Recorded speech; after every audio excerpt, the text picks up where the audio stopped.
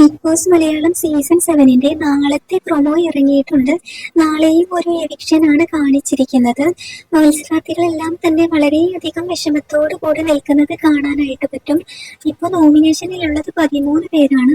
എന്തായാലും നാളെ ഒരാൾ എവിക്റ്റ് ആയി പോകും എന്നുള്ള കാര്യം വളരെ ഉറപ്പാണ്. വളരെ വ്യത്യസ്തമായിട്ടുള്ള ഒരു എവിക്ഷൻ പ്രോസസ്സാണ് നാളെ നടക്കുന്നത് എന്നാണ് പ്രൊമോയിലൂടെ നമുക്ക് മനസ്സിലാക്കാൻ പറ്റുന്നത്. ഓരോ മത്സരാർത്ഥികളുടെ നെറ്റത്തും ഓരോ ടാഗ് കൊടുത്തിട്ടുണ്ട്. ചിലരുടേത് അത് ടിക്ക്, ചിലരുടേത് ഒരു ഇൻഡോ മാർക്ക്, അങ്ങനെയൊക്കെയാണ് കൊടുത്തിരിക്കുന്നത്.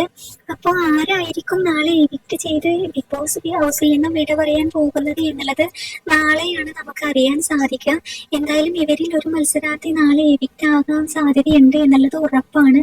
ഒരുപാട് റൂമറുകളാണ് ഇപ്പോൾ സോഷ്യൽ മീഡിയയിൽ നിറഞ്ഞു നിൽക്കുന്നത്. ലക്ഷ്മി പുറത്തായി, മസ്താനി പുറത്തായി എന്നൊക്കെയാണ് പറയുന്നത്. ഈ ആഴ്ച എന്തായാലും 2 പേര് പുറത്താകും.